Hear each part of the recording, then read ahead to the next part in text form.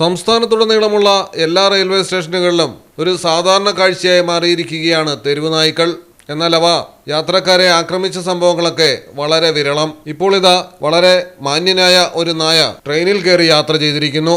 Ladies കമ്പാർട്ട്മെന്റിലാണ് പുള്ളി കയറിയത്. ആർക്കും ഒരു ശല്യവുമില്ല.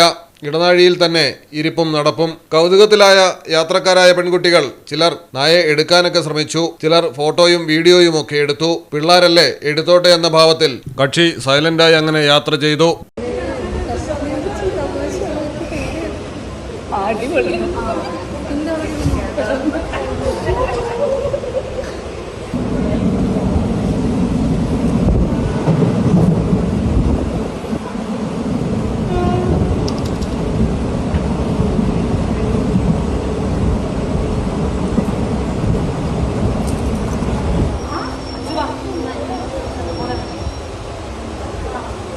ആലപ്പുഴയിലാണ് സംഭവം. എറണാകുളം കായംകുളം പാസഞ്ചർ ട്രെയിനിലെ ലേഡീസ് കമ്പാർട്ട്മെന്റിലാണ് നായ കയറിയത്.